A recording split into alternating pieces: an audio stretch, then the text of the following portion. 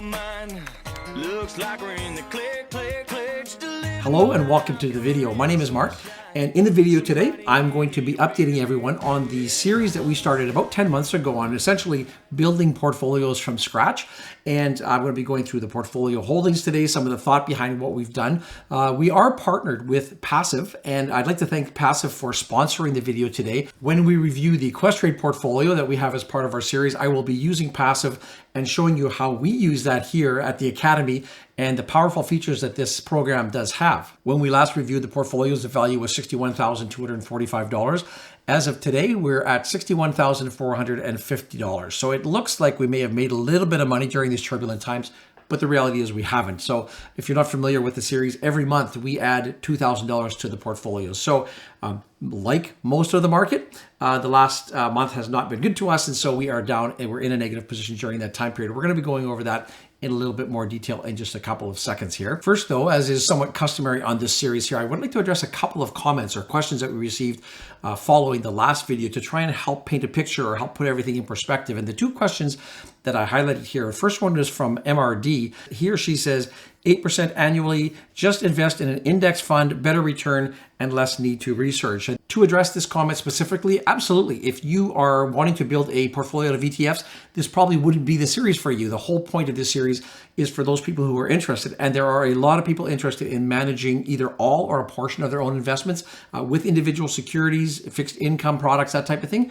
This is what the whole series is designed for, is to do that. Now, that also leads me to the second question, which comes from Matt Cap. And Matt says, why would you have a Wealthsimple account and a Questrade account? And the thought process when we started this about 10 months ago was the Wealthsimple account is more of a balanced mandate. So more of a conservative mandate for those people who that would be a more suitable portfolio.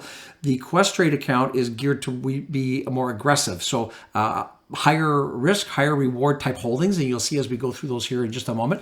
So to answer that question, we wanted to have, although we're looking at it from an overall umbrella, we wanted to have two specific portfolios. And what we do from time to time is highlight the differences. And a big part of managing a portfolio properly is understanding in various market conditions how things go. And so that's the main deal, the main reason that we have these two separate portfolios, the Wealthsimple being more of a balanced portfolio and the Questrade being more of an aggressive portfolio. So I hope that answers your question there. Let's start with the Wealthsimple portfolio. And as you can see, the current balance is about $31,500. And if we scroll down through the various holdings, of the 19 total holdings, the largest positions are Clorox, Royal Bank, TD Bank, and CNR. And according to the more balanced mandate, you can see these are all sort of blue chip type companies we have in there. From a gainer's perspective, we can see we have CNR with 29% gain. That's our largest gainer so far. Enbridge up 22, almost 23%. Toronto Dominion Bank, I'll scroll down here to the bottom. We'll see a gain of about 22.5%. British Tobacco, 19% in a positive position. Coca-Cola with a gain of 16.32% since we bought it. And finally on this list, BCE up about 14.5%. Since our last update, we have made a few trades. We've made a few buys in this portfolio, and we've dollar cost averaged on a couple of the positions that we have in Unilever and in Clorox. And we added a new position as well, Restaurant Brands International, which is QSR in the ticker. So let's have a look at those right now, starting with Clorox. And Clorox is a position that we owned some time ago. And as I mentioned, it has declined in value. So what we have done 3 times since the last update on February 10th, February 28th, and March 22nd. And you can see on this chart here the various times that we bought them.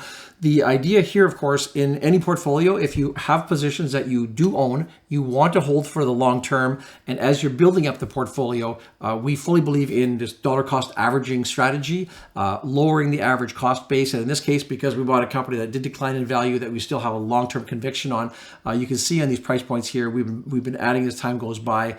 And, we don't know when the turn will come. It looks to be perhaps a little bit of a bump up here recently. But in the big scheme of things, we're just trying to take advantage of the dips and increase our overall position. Much along the same veins, we did add to our position in Unilever twice. First of all, back on February the 17th, and then again on March 22nd. Exact same concepts on that. Good solid company, good dividend, company we want to hold for the long term. So with these market declines, we've been taking advantage of that, adding to those positions. And thirdly, QSR, Restaurant Brands International. We took an opening position back on March 10th, again capitalizing on a recent dip. Quick look at Questrade Portfolio on its site before we go over to look at passive in considerably more detail. When we look at the portfolio right now, we have 14 holdings altogether. The largest positions are Lockheed Martin, Google, Apple, and Tencent. So you can see right out of the gate the types of holdings that we have here. The types of the largest holdings are quite a contrast to what we have in the Wealthsimple, where this is a much more aggressively positioned portfolio by mandate compared to the more balanced portfolio. When we look at the biggest winners and losers, by far the biggest declines we've seen so far, Facebook down about 20%, Disney down about 18%, Tencent and Alibaba, of course, still in a negative position. And for those of you who are new to the series, back in November of 2021, we already owned these positions. We owned Alibaba, we owned Tencent in the portfolio. They had declined even more than they have so recently. And I'll show you here, back in November, each of them were down in the 20% range. We actually sold our positions there. We're out of the market for 30 days plus, and we did that for tax harvesting or tax loss purposes. So the goal at the time was to sell those in those losing positions, crystallize those losses that we'll be able to use to offset future gains going forward. And we did purchase those positions back more recently in the year. So for full context, those are definitely the biggest laggards in our portfolios. Now, from a gains perspective, the largest gain we've had so far is with Apple, up about 36.5%, Google up 22%, Lockheed Martin 21%, Pfizer just over 33%, and TD Bank up about 22%. Since our last update, we did add shares of Meta. That's the only addition that we've made to the portfolio since that time. When we look at a recent chart, we will see a significant decline back in about February. And despite the controversy that surrounds Meta, we are comfortable that for this aggressive strategy, for this aggressive mandate, we are comfortable taking those extra shares in that platform. And, we'll just see where the market takes us. But we have confidence that the company will go through this rough patch and turn out to be a profitable trade at the end of the day. I would like to shift over to the passive platform and use it to analyze and have a look at this Questrade portfolio that I was speaking about and see some of the very powerful features that this platform has. And let's just start off on their dashboard. And for those of you who aren't familiar with passive, let's start by having a quick look at their pricing plans. And they do have two different levels. They have their community user, which is entirely free, and it gives you access to many of the features that the platform itself offers.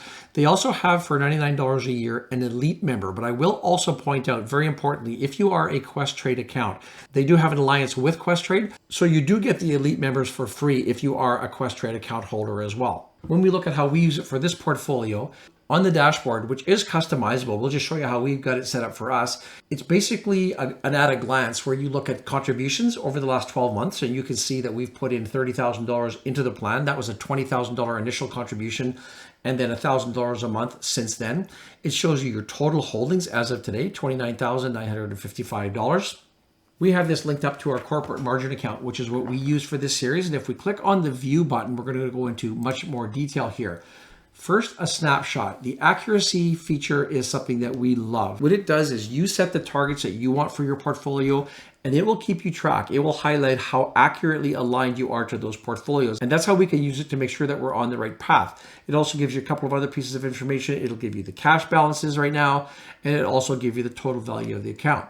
The next section below this is for the trade section. I'm going to get back to this in just a few more minutes. But first of all, let's go down to the model portfolio. And this is a feature that we just love. At a glance, it will list, in this case, alphabetically your holdings. This is where it will show you all the holdings in your portfolio, and you can compare your target allocation to your actual allocation. And this is done graphically. You can see the green line, which is your actual holdings, and the blue bar, which is what your target allocation is. So in this case, with Apple, we're pretty much on our target. When we look at Alphabet, for an example here, we will see our target is 10%, but we have almost a 12% weighting in the holding at this time.